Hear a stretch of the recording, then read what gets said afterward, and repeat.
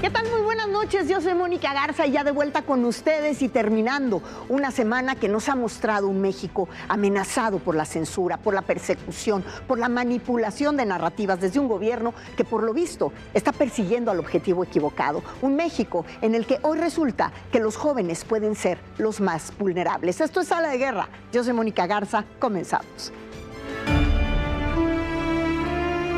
Hacer un llamado al gobierno federal, hagan su trabajo dentro del marco constitucional. El mejor presidente de México.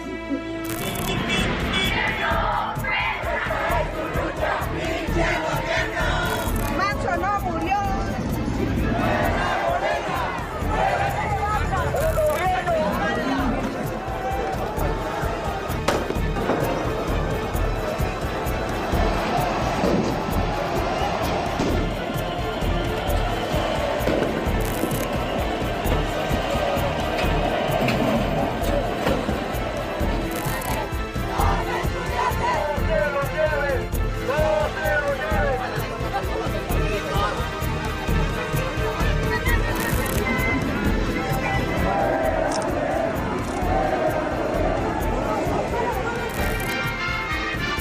Constitucional de los Estados Unidos mexicanos.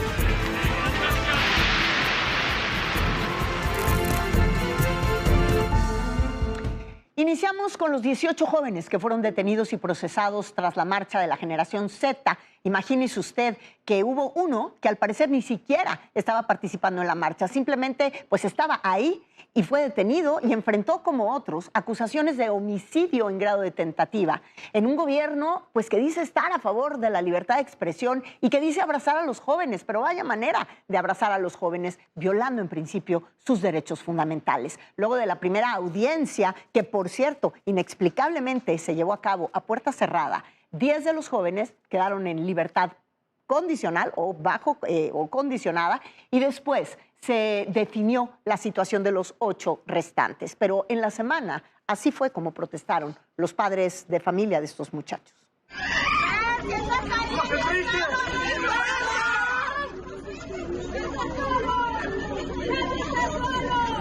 José Enrique.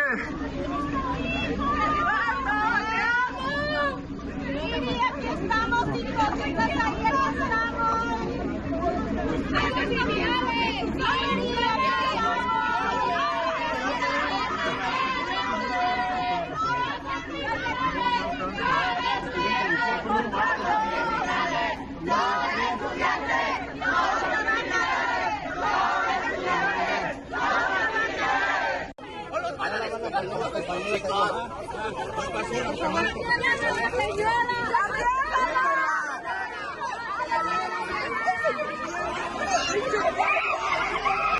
Los policías no han puesto a disposición a nuestras hijas, sin embargo hay uso excesivo, no las han puesto a disposición, las tienen ahí adentro golpeadas. Por favor, para que se republique esta noticia, estamos en la Fiscalía General de la República. Aquí estoy, Fer, que no te golpeen, aquí estoy, Fer, aquí estoy. Fer, aquí estoy, que no te quieran golpear, aquí estoy, Fer. Estás en medios nacionales e internacionales, Fer. Aquí está tu mamá, Fer. Aunque pongan la música los oficiales, de aquí estoy, Fer. Y es que hay muchas preguntas al respecto de estas detenciones. ¿Cómo es el estado físico en este momento en el que se encuentran los jóvenes que todavía están detenidos? ¿Cuáles son las condiciones de su defensa? Y sobre todo, los policías que cometieron también uso excesivo de la fuerza. Y ahí están las imágenes, las hemos mostrado hasta el cansancio. ¿Existe ya alguna carpeta de investigación? ¿Están cesados algunos de ellos, al menos los que son más evidentes? Ha dicho el secretario de Seguridad de la Ciudad de México, Pablo Vázquez, que se está investigando al respecto, se está investigando, pero responde con evasivas en un momento muy delicado en el que pareciera que la justicia no se está aplicando igual para todos. Y al respecto del bloque negro que tantos destrozos ha causado y por años y daños a policías y manifestantes, sobre todo en las propuestas de críticas a las inacciones del gobierno en materia de seguridad y justicia, por increíble que parezca, siguen sin ser identificados. ¿Quiénes son? ¿De dónde salen? ¿Quién los organiza? ¿Quién les paga? Le presento esta pieza al respecto de mi compañero Diego Borbolla. Ahí estaba el llamado bloque negro en la marcha del sábado, con la misma fórmula de siempre: infiltrar, provocar y reventar. No es la primera vez que una marcha con demandas legítimas es saboteada para intentar desacreditar a quien expresa opiniones distintas a las del poder en turno.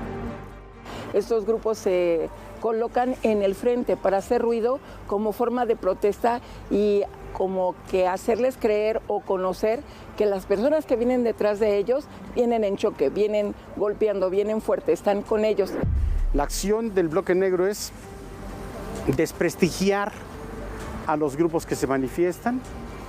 2, también desprestigiar el conjunto de demandas que se llevan a cabo. En su comunicación oficial, el gobierno atribuye el uso de la violencia a grupos de derecha. En automático le pone etiqueta política a la marcha. No distingue entre los encapuchados violentos y los ciudadanos que fueron a manifestarse pacíficamente.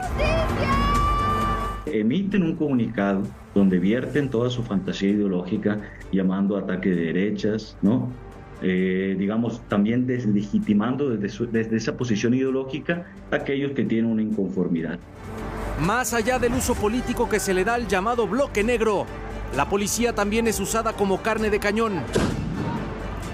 En ocasiones reciben la orden de permanecer impávidos ante las agresiones como el pasado 2 de octubre. Y cuando al régimen le urge mano dura, son ellos los que reprimen, como ocurrió este sábado. Pero también son ellos los que, gracias al bloque negro, se llevan siempre la peor parte. Diego Borbolla, Fuerza Informativa Azteca. Y al respecto de las detenciones de los jóvenes manifestantes, el diputado panista Federico Doring presentó esta semana una denuncia ante la Comisión de Derechos Humanos de la Ciudad de México. Hoy acudí a la Comisión Local de Derechos Humanos a presentar esta queja en contra del secretario de Gobierno César Cravioto, del secretario de Seguridad Ciudadana Pablo Vázquez, para que esta comisión investigue los abusos de los granaderos de Claudia Sheinbaum, se castiguen y se emitan los protocolos que garanticen que esta barbarie, que esta represión, que esta violencia del gobierno federal y del gobierno local jamás vuelva a suceder en este país. Por su parte, el Revolucionario Institucional ofreció equipo jurídico para la defensa de los detenidos en la marcha de la Generación Z, mientras el líder de la bancada del Tricolor en la Cámara de Diputados, Rubén Moreira, lamentó que el gobierno de México busque callar a los ciudadanos. Esto es lo que dijo. Es increíble que un gobierno que se dice de izquierda haga lo que estamos viendo: provocar enfrentamiento entre los mexicanos, buscar la forma de callar las voces, decir que no era justo que las y los mexicanos salieran a las calles a manifestar sus ideas. México vive una tragedia en materia de seguridad, en materia de finanzas públicas, en materia de soberanía alimentaria y energética, y ahora vive una tragedia de libertades, porque el gobierno reprime, descalifica, polariza y ataca la voz de las y los mexicanos. Por otro lado, el coordinador nacional de Movimiento Ciudadano, Jorge Álvarez Maínez, afirmó que las movilizaciones tienen causas legítimas, pero advirtió que hay actores políticos que buscan protagonismo en estas situaciones. Los jóvenes que convocaron a la marcha fueron muy claros. Es un movimiento que va contra el establishment político, incluyendo a algunos partidos de oposición que han gobernado este país y que han fallado a los jóvenes y a las nuevas generaciones. Y creo que hace mal el gobierno en descalificar la movilización así en términos generales, porque aunque haya personas que estén sacando raja política de la movilización, también hay causas legítimas. Y una de las principales voces de la Generación Z anunció su retiro del país. Se trata de Edson Andrade Lemus, cuya información personal fue exhibida desde Palacio Nacional mediante un documento laboral que lo identificaba como estratega digital y gestor de redes sociales para el Partido Acción Nacional en la Ciudad de México. Ahora también expusieron mi dirección, todos mis datos personales. y crearon la falsa narrativa de que tengo millones en mi cuenta. Ya no solo soy blanco del gobierno, también del crimen. Buscan criminalizarme por trabajar, exponiendo un contrato que nada tiene que ver con mis opiniones políticas personales, sino con la producción de contenidos institucionales en los que claramente no salgo yo y tampoco realizo solo. Solo soy una chispa más, y aunque me apague, otros la mantendrán y la harán crecer, porque lo que está pasando en este país ya nadie lo puede ocultar. Podrán sacarme de mi casa, podrán sacarme del país, pero no podrán sacarme de la causa. Yo no me voy vencido, me voy para seguir luchando. Asimismo, obispos, a través de la Conferencia del Episcopado, hace unos días hablaron, como pocas veces lo han hecho, respecto a la realidad por la que atraviesa nuestro país, incluso contra las versiones oficiales. Vivimos tiempos difíciles. Nos dicen que la violencia ha disminuido, pero familias que lloran a sus seres queridos viven otra realidad. Nos dicen que hay justicia, pero la impunidad sigue marcando nuestra vida diaria. Nos dicen que la economía va bien, pero muchas familias no pueden llenar su canasta básica. Nos dicen que se respetan las libertades, pero quienes piensan distinto son señalados y descalificados. Y quien durante años ha enfrentado amenazas por su activismo es la líder del colectivo Madres Buscadoras de Sonora, Ceci Flores, quien reveló que en días recientes han aumentado las advertencias en su contra para exigirle que deje de exhibir la inacción de las autoridades para buscar a miles de desaparecidos. Así lo denunció ante la Arquidiócesis Primada de México. El teléfono te lo podría mostrar en estos días. He tenido más amenazas que nunca. En estos días, solamente en 3 días podías ver mi teléfono. Solamente las ladas que no tienen registrado son puras amenazas que he recibido en todos estos días. No paran de amenazarme, no paran de decirme que ya pare con esto, que ya no siga compartiendo, que no siga visibilizando, que no siga calentando el rancho. Y es demasiado, podría capturar cada uno de los mensajes que estoy recibiendo, de las llamadas que recibo, lo puedes ver ahí. Donde me insultan, donde me ofenden, donde me dicen que yo voy a ser la que siga siendo buscada. Cuando yo les digo, pues, no vas a batallar, a mí dime dónde me vas a querer buscar y yo voy y me presento. Y 18 días después del asesinato de Carlos Manzo en Uruapan, Michoacán, el secretario de Seguridad Federal, Omar García Harfuch, anunció la detención del presunto autor material del crimen. Reveló que el sospechoso es Jorge Armando N., alias el licenciado, quien tiene vínculos con el cártel Jalisco Nueva Generación. Así lo dijo.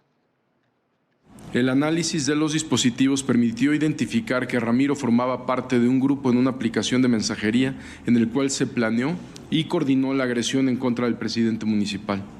Asimismo, se identificó que un sujeto apodado el licenciado ocupaba el rol de mando al ser quien emitía las instrucciones para realizar la ejecución.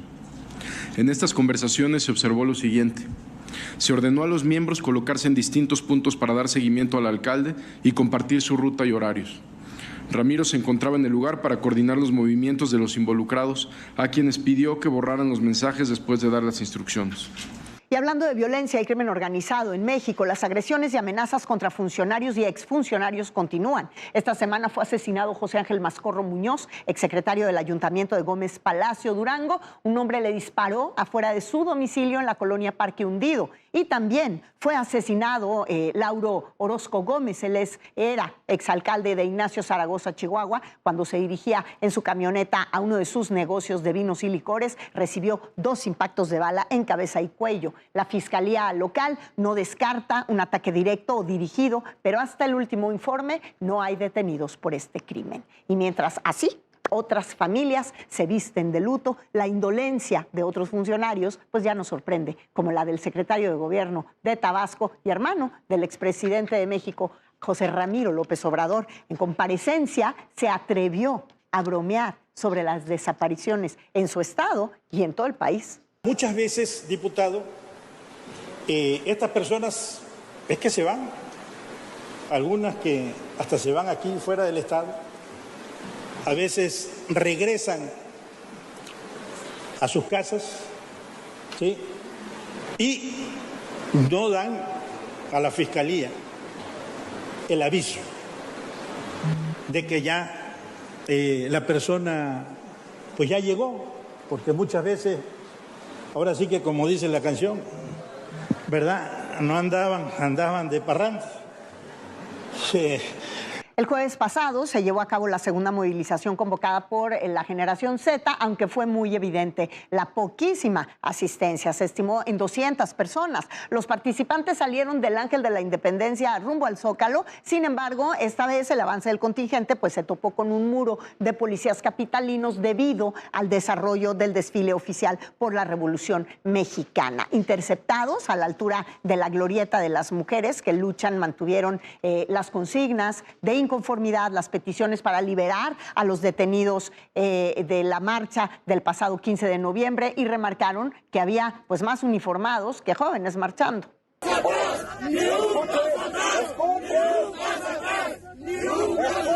Chicos, tranquilos, fueron 20 los detenidos y ahorita ni siquiera les doblamos la cantidad a los granaderos. Hay que ser más inteligentes que ellos. Hay que llegar ahí, hacer nuestra presencia, pero sin ponernos en riesgo nadie. Y volveremos a salir, porque esto no se acaba. No somos los que estamos aquí, somos un chingo y no nos van a detener. Y antes de irnos a un corte comercial, le aviso que mañana debe de tomar sus previsiones, o le recuerdo, ya lo debe de saber, porque está programado un mega bloqueo por parte de la Asociación Nacional de Transportistas para exigir seguridad en las vías. Así lo anunció Álvaro Martínez Aguilar, director jurídico nacional de la ANTAC. Y al regresar, voy a platicar con el economista Darío Celis sobre el cierre de empresas extranjeras en México. ¿Cuántas son? ¿Cuántos empleos representan? ¿Cómo nos va a afectar esto? Regresamos.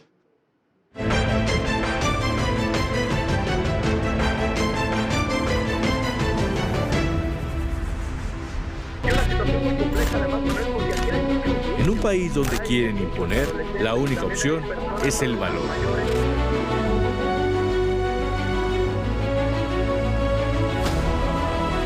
La verdad no se apaga.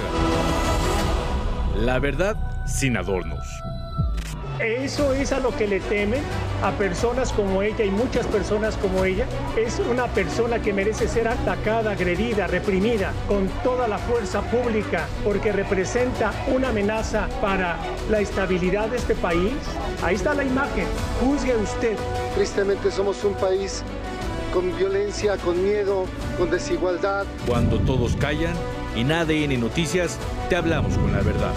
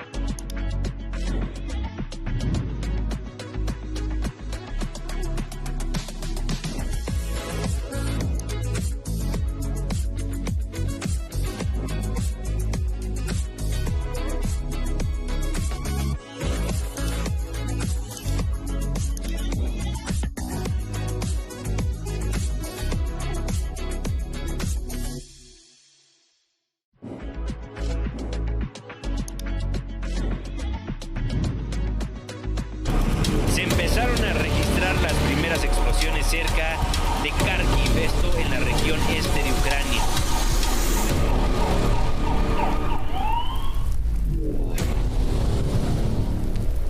Muy compleja, además, porque aquí hay país donde quieren imponer, la única opción es el valor.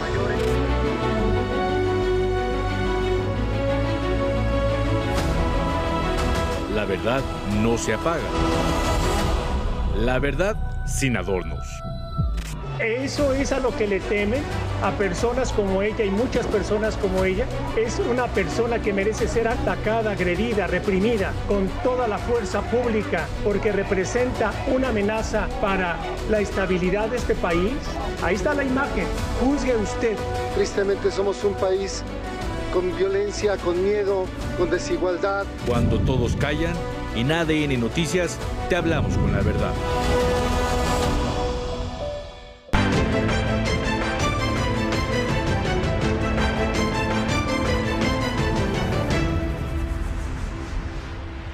Muchas gracias por continuar con nosotros. Y bueno, como sabemos, recientemente el presidente de la Concanaco, Servitur, Octavio de la Torre, aseguró que varias empresas de capital internacional que se encuentran en nuestro país están trasladando sus operaciones a otros destinos en Latinoamérica, Asia o los Estados Unidos. Entre las razones principales, pues están los costos operativos o fiscales, además de los cambios regulatorios o aduanales, pero yo creo que es mejor que hablen los expertos, así que le doy la bienvenida a mi querido Darío Celis. Gracias, Darío, por estos minutos en Sala de Guerra. Buenas noches.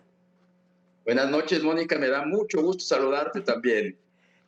Pues adelante, cuéntame tu opinión al respecto de esto que comenta el líder de la Concanaco acerca de estas empresas que están trasladando sus operaciones y también sobre todo del anuncio que se hizo esta semana a propósito del crecimiento de la economía mexicana que a tantos economistas tiene tan preocupados y me imagino que tú entre ellos.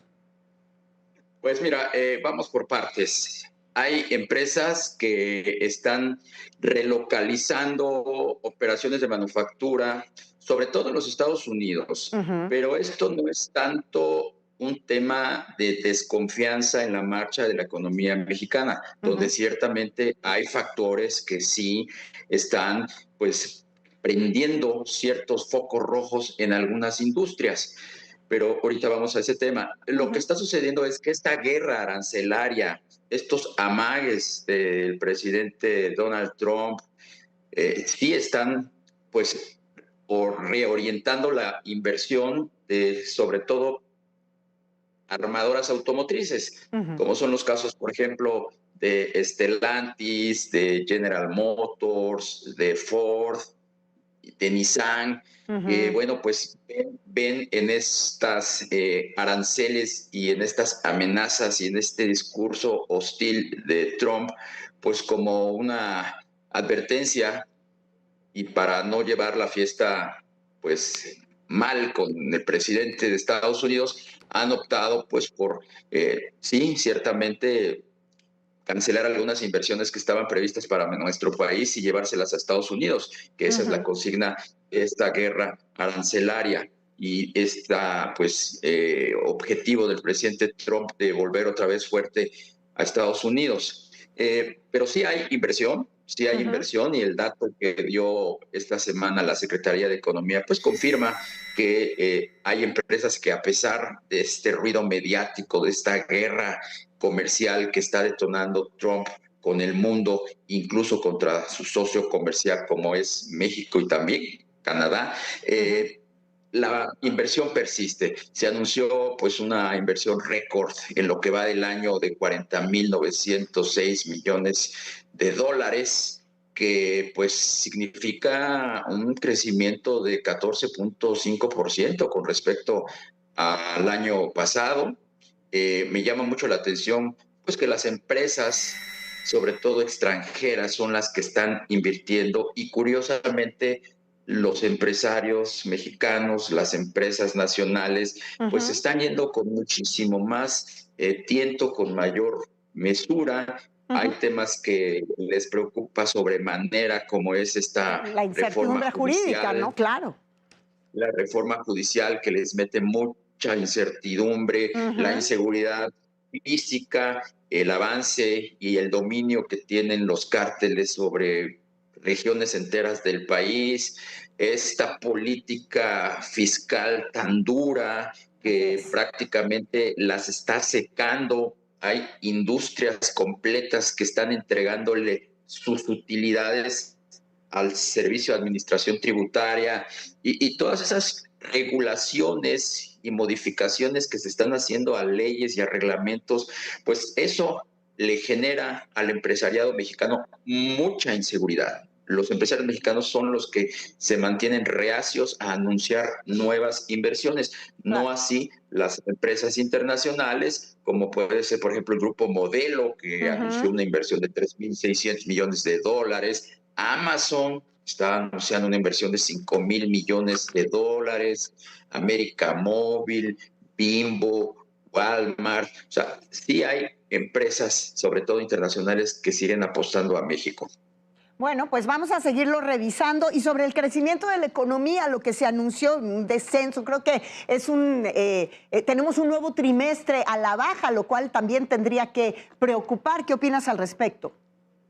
Sí, se acaba de dar a conocer el dato trimestral y bueno, pues seguimos experimentando descensos en el crecimiento, 0.2% anual y de 0.3% trimestral. Fíjate, Mónica, llevamos 7 años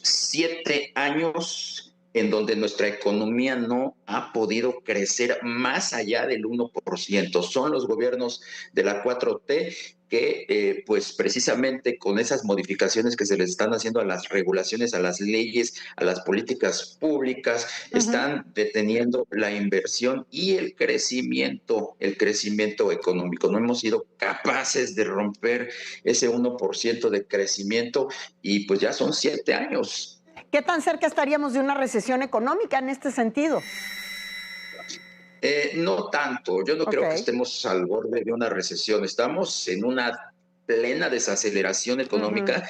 El gobierno tiene que prender esos motores para generar ese crecimiento. Y ese crecimiento va pegado del tema de la certidumbre, de la confianza. Y desafortunadamente las políticas y los anuncios que se han hecho en estos últimos 7 años no abonan a la confianza que requieren los dueños del dinero, que pues por un lado vemos estas inversiones que básicamente son reinversiones, hay que destacar eso. A pesar de que el secretario Marcelo Ebrard habla de nuevas inversiones, que las hay, el punto es que el grueso de estos 41,000 millones de dólares casi son fundamentalmente reinversiones de utilidades. O sea, las empresas que históricamente han estado aquí pues siguen metiéndole dinero, amplían una planta, construyen una nueva planta, pero así que tú digas nuevas empresas como creíamos que iban a llegar, por ejemplo, con este fenómeno del nearshoring, no están llegando. Sucedió. Bueno, pues ahí está el comentario de Darío Celis. Darío, gracias. Como siempre, te leemos en tu columna y seguimos en contacto. Muchísimas gracias por tu comentario. Muchas gracias a ti, Mónica. Buenas noches. Gracias, buenas noches. Y nos vamos a un corte comercial rapidísimo. Antes los dejo con el cartón del Chavo del Toro. Vamos a ver qué nos dibujó esta semana.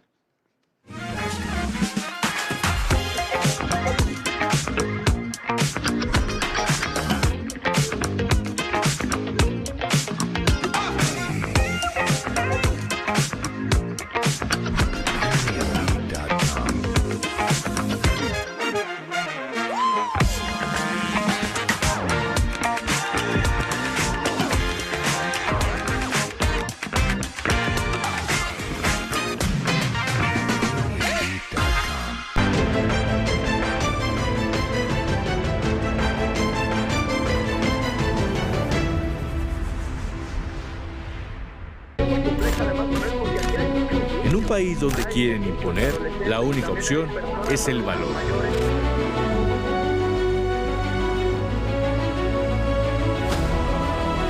La verdad no se apaga.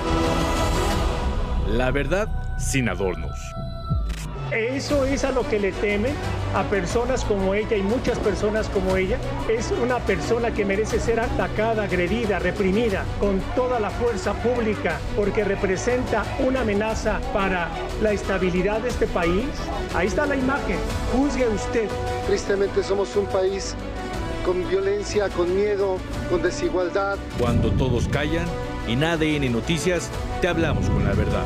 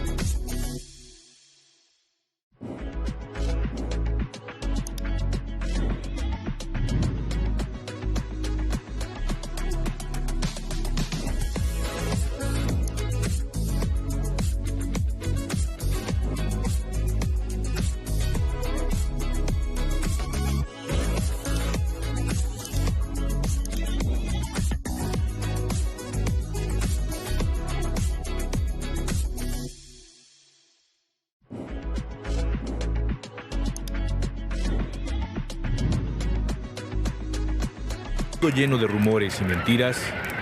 Y como todos los días, vámonos directamente hasta las calles de la Ciudad de México. Vamos a revisar lo que está sucediendo con el Aeropuerto Internacional de la Ciudad de México. Y el contrabando de gas LP crece sin freno en México. En ADN Noticias te hablamos con la verdad.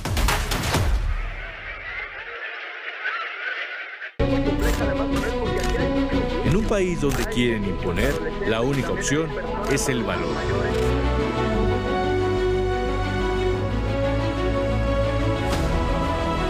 La verdad no se apaga. La verdad sin adornos. Eso es a lo que le temen a personas como ella y muchas personas como ella. Es una persona que merece ser atacada, agredida, reprimida con toda la fuerza pública porque representa una amenaza para la estabilidad de este país. Ahí está la imagen. Juzgue usted. Tristemente somos un país con violencia, con miedo, con desigualdad. Cuando todos callan, en ADN Noticias te hablamos con la verdad.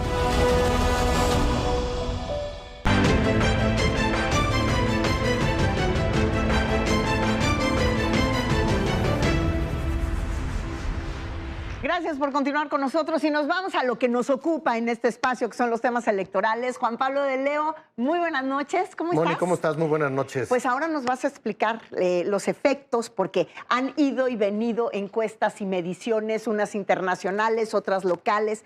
El impacto de los acontecimientos de las últimas semanas en la popularidad de la presidenta Claudia Sheinbaum y de Morena de cara, por supuesto, a las elecciones intermedias del 2027. Mira, y como lo hacemos todas las semanas, Moni, vamos a empezar con las encuestas que hemos publicado en Pulse MX esta semana, encuestas que tienen que ver con, sobre todo, las contiendas internas de Morena rumbo al 2027, y cerramos, si te parece bien, con la parte de lo que ha sucedido con la aprobación de la presidenta Claudia Sheinbaum. Porque traes muy buenos estados, los más complicados en seguridad. Vámonos con las internas en Guerrero para elecciones 2027, una encuesta de Campaign and Elections que publicamos esta semana en Pulse MX, donde Félix Salgado Macedonio se mantiene como el morenista de mayor potencia, de mayor arrastre. Pues sí, pero en se va Guerrero, a tener que atener a lo que dice Morena, que no quiere el nepotismo en sus elecciones, ¿no? Absolutamente, porque Beatriz Mojica con un 25% comparado con un 40% de Félix Salgado Macedonio, Pablo Amílcar Sandoval con un 18%, Abelina López, la actual alcaldesa de Acapulco, 17%. No hay miembro de Morena que en cuestión de popularidad, de arrastre y de operación territorial en Guerrero le gane a Félix Salgado Macedonio. Me parece que es uno de los grandes problemas que va a tener Morena para poderlo resolver, entendiendo que si bien la competencia en estos momentos en Guerrero tampoco no es mucha con respecto a la oposición, me parece que cualquier candidato en ese sentido podría ser viable para Morena. Sí, el hecho de que Félix Salgado Macedonio constantemente esté en este primer lugar le va a generar una problemática para poder de alguna manera resolver la contienda interna en ese partido político. Vámonos a las internas de Morena en San Luis Potosí, otra encuesta de Campaign and Elections que también se publicó esta semana y que la retomamos en Pulse MX. Ahí Ruth González, la esposa del actual gobernador, la senadora Ruth, 37% con la intención de voto. Rosicela Rodríguez, 31% en la intención de voto. José Guadalupe Torres Sánchez, tercer lugar, 11%. Y ahí tenemos el mismo tema del nepotismo. Sí, y ahí tenemos el tema también donde tienes al Partido Verde Ecologista de México como uno de los actores fundamentales. El gobernador es del Partido Verde, Ruth González es del Partido Verde, esta alianza de Morena, vamos a ver qué es lo que sucede con la reforma político-electoral que también van a estar proponiendo en ese sentido respecto al tema de las coaliciones y demás, si rompe o no rompe esta alianza entre Morena, Partido Verde y Partido del Trabajo, pero también por otra parte el nombre de Rosa Isela como secretaria de Gobernación, mucho se maneja qué es lo que va a suceder, se va a ir, alguien más llega a Gobernación o ella será una buena candidata de Morena para el estado de San Luis Potosí, ¿no? Y por último vamos a revisar qué es lo que sucede en Nuevo León, también contienda interna, una de Morena, una encuesta de Massive Caller que pone a Andrés Mijes con el 24.5% de la intención de voto al interior del partido político, Tatiana Cloutier en un segundo lugar, el senador Waldo Fernández en un tercer lugar, Clara Luz, la excandidata de Morena, 13%, cuarto lugar, y después tenemos a otros 3 participantes y otros 3 personajes de Morena. Así se está moviendo en estos momentos, son encuestas de casas encuestadoras, es lo que nosotros estamos registrando en ese sentido, así es que es lo que vamos a ver. Y si te parece bien, vamos a platicar acerca de la aprobación de Claudia Sheinbaum y el tema de lo que sucede con las encuestas que se publicaron esta semana. Hoy incomodísimas, antes las preferidas, ¿no? Porque era a las que recurría Andrés Manuel López Obrador para presumir su popularidad internacional. Esa es de la encuesta que estás hablando, Moni. Es una encuesta de Morning Consult, es una encuesta a nivel internacional, es una encuesta que se presume mucho en la India, por lo que implica Narendra Modi, que es uno de los mandatarios más populares a nivel internacional. Una encuesta que promovía y que presumía mucho el expresidente Andrés Manuel López Obrador y que en esta ocasión pone a Claudia Sheinbaum con una aprobación mayor, con una desaprobación mayor a la aprobación que tiene. 41% según esta encuesta de Morning Consult está aprobando el mandato de Claudia Sheinbaum, pero hay una desaprobación del 53% con un 7% de no sabe o no contestó. Cuando generalmente era una encuesta que tenía a la presidencia de la República desde que llegó Morena en un 70, 60 y altos por ciento, esta última entrega, que es la que hizo mucho ruido estas últimas semanas, pone a Claudia Sheinbaum con una desaprobación del 41%. Y mostrarte rápidamente, Moni, lo que sucede con nuestro Poll of Polls, esta encuestas que tenemos de la aprobación presidencial de la presidenta Claudia Sheinbaum, que hoy por hoy se mantiene un 72% de aprobación con un 27% de desaprobación. Recordar que esto se alimenta de las encuestadoras que publican la aprobación de la presidenta. Y llamo la atención a esta fecha del jueves 9 de octubre del 2025, que es cuando viene el descenso de 2% que estamos viendo nosotros en la desaprobación de 74 a 72% y se sube la desaprobación del 25% al 27% en el sentido de la desaprobación. Esto se registra a partir de inicios del mes de octubre, mediados del mes de octubre, y en estas tendencias que nosotros también hacemos notar en la Poll of Polls, en nuestra encuesta de encuestas, el tema es que una va hacia abajo y otra va hacia arriba. No de manera pronunciada, pero sí son 4 puntos en los 2 que pierdes y en los 2 que ganas abajo. Qué interesante y qué cuidadosos deberían de ser, que no lo son, con las narrativas que maneja pues el equipo asesor de la presidenta, porque esto es lo que está abonando sobre todo, y si no se dan cuenta, pues es una pena. Yo creo que ahí sí tendrían que recular en ese sentido, porque claramente es parte de lo que le pega a este descenso y de la confianza en los mexicanos. Y para este análisis, para continuar en esta mesa, pues precisamente se nos une uno de los encuestadores más confiables, que es Rodrigo Galván, director de la encuestadora de las Heras Demotecnia. Bienvenido, Rodrigo. ¿Cómo están? Qué gusto verlos. ¿Qué opinas al respecto de esto? Y sobre todo, ¿qué has medido tú? Sí, muchas cosas. A ver. Mira, primero es decir, la aprobación es un término siempre un poco ambiguo que pusieron de moda los que estaban bien evaluados y cuando ya no estaban bien evaluados dijeron que ya no servía, ¿no? Entonces es un término ahí un poco ambiguo. Sin embargo, es comparable consigo mismo y entonces vemos en el tiempo. Sin duda, lo primero es que sin duda, en cualquier encuesta, sobre todo que ya sabemos las de vivienda, ¿no? Que son las importantes en los temas políticos electorales, las de vivienda hay una baja de la presidenta, la aprobación de la presidenta, pero sobre todo lo que sea Juan Pablo, hay una alza en los negativos, ¿ok? Que no es necesariamente... Que no es lo mismo. No es lo mismo, Exacto. Eso es importante, no es lo mismo. ¿Por qué? Porque Claudia Sheinbaum, a estas alturas, hasta su primer informe, estaba por encima del presidente López Obrador cuando presentaba su primer informe. Y uno diría, ¿por qué? Bueno, la razón es clara, es que el presidente López Obrador polarizaba y tenía los negativos, digamos, era un 70-30 claro de inicio a fin, o sea, no había matices, no había medio grises, estabas blanco o negro, ¿no? Entonces polarizaban. Razón por la cual también nunca llegó a tener los índices de popularidad de Claudia Sheinbaum, que ella alcanzó, que ahorita ha perdido entre 2 y 4 puntos. Pero bien lo dijo Juan Pablo, o sea, en lugar de que ella haya perdido, porque si tú ves la caída, se ve ahí está poquita, ¿no? Pero lo que ha subido es esta polarización, es decir, estos negativos. Eso hace que el balance se vea menos favorable. Pero es importante porque esto quiere decir que está más polarizado. Tú oías a gente, empresarios, oías a la clase media que decía, bueno, pues fíjate que no me cae tan mal como López Obrador. Esta no me cae tan mal. Es más mesurada, no dice palabras como fifís y estas cosas. Entonces, no la desaprobaban. Después de ciertos hechos que hemos visto en los últimos 15 días. Pero además no es nada más la narrativa, son los hechos. O la narrativa de los hechos, cualquiera de las dos, ¿no? Sí, la narrativa de los hechos, exacto. Sí, pero los hechos creo que juegan un papel fundamental. O sea, la realidad ahí está, la realidad ahí está. Y déjame sumar algo de lo que está diciendo Mónica para preguntarte, Rodrigo. A ver, tienes a una presidenta con un poder sin precedentes. Es decir, Morena hoy tiene la mayoría de las gobernaturas, tiene el legislativo, que no lo tenía López Obrador, tiene el judicial, que no lo tenía tampoco López Obrador. De pronto, ¿qué tanto le afecta ese tema también de la aprobación a una presidenta tan poderosa como Claudia Sheinbaum, que no puede generar resultados? Y tú dices, a ver, los hechos económicos, digamos, en el tema de los crecimientos, en tema de seguridad, en tema de relación con los Estados Unidos, ¿qué tanto le afecta tanto poder a una presidenta en ese sentido, también con la parte de la desaprobación? Porque te pregunto, no solamente la califican a ella, sino califican a todo un sistema de gobierno. Yo creo que es el meollo del asunto, porque si tú mides al revés de López Obrador, donde él jalaba los positivos para arriba y luego le decía, ¿y cómo estás en seguridad? Fatal. ¿Y cómo está la economía? Fatal. Acá pasa un tema distinto. Cuando tú dices, oye, estás más o menos seguro que antes. La gente menciona que se siente más seguro que antes. Si la estrategia de seguridad, tal vez por el rockstar que la anuncia todos los días, ¿está mejor, es buena o es mala? Es buena la estrategia, falta por hacer.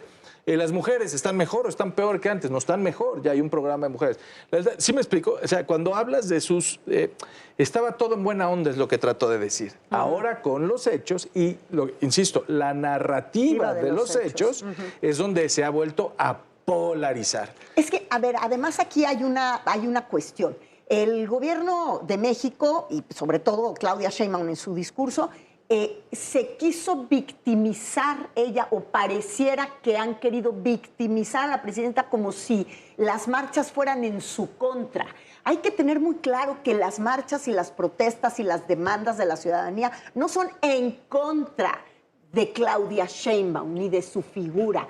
Son en contra de que muchos en distintos sectores estamos, porque nos incluimos todos, viviendo una situación de violencia, de inseguridad, de incertidumbre jurídica. Es contra eso con lo que salen a manifestarse los transportistas, las madres buscadoras, los jóvenes de la generación Z y de cualquier otra generación, porque también salieron padres de familia y porque tenemos muchos sectores inconformes, los transportistas que mañana van a hacer un paro tremendo.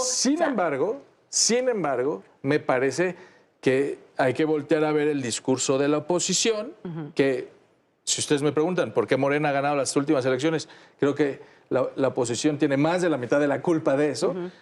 Todas apuntan, todos los discursos de la oposición apuntan a ella. O sea, tú tienes la razón. La queja es la inseguridad, sí, pero donde se gritaba fuera judía y fuera sirviente, eran a ella. Y lo que retoma la oposición, tú ves al presidente del PRI con carteles, con la foto de la presidenta, atacando a la presidenta. Entonces, no es ella nada más, que también lo agarra ella y lo pone en su persona, sino que la oposición lo agarra.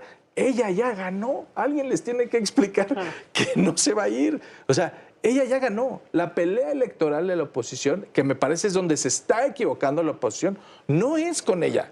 Ella no va a estar en las boletas. Ella ni con revocación de mandato, porque es que ahí está el punto. Los conflictos internos de Morena por una parte, y por otra parte, lo que te puede llegar a preocupar o no, la aprobación en un sentido de decir, y ni siquiera es en 4 años, en 2 años, en las intermedias, viene uno de los juicios, pues no finales, pero sí intermedios para la presidenta.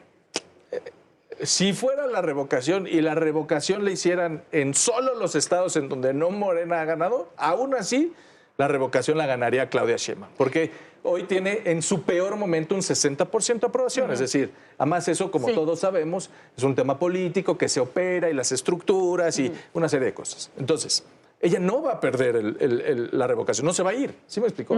Si la ponen en ese mismo momento, en esa misma situación y quieren jugar electoralmente, seguramente va a beneficiar por política, porque van a poder poner su cara en todo el país, porque ella es la presidenta y es quien manda en este país, opera los programas sociales, el gobierno, la fuerza y una serie de cosas. Insisto, si tú traes, a lo mejor antes, políticamente, López Obrador en un partido de fútbol era Maradona, y a lo mejor hoy Claudia Sheinbaum es Messi. Pues no, lo que está haciendo la oposición, lo que trato de decir es que la oposición está trayendo a Messi a jugar la cáscara en Veracruz. Pues te va a ganar, hermano. Yo no sé si han tenido ustedes oportunidad de hacer mediciones en los estados. Sí, sí. A propósito también de los hechos y cómo se ha generado o cómo se ha comportado ahora Sí. la popularidad del movimiento de la Cuarta Transformación Sí. para de cara a las elecciones del 27. Es claro, y es contundente.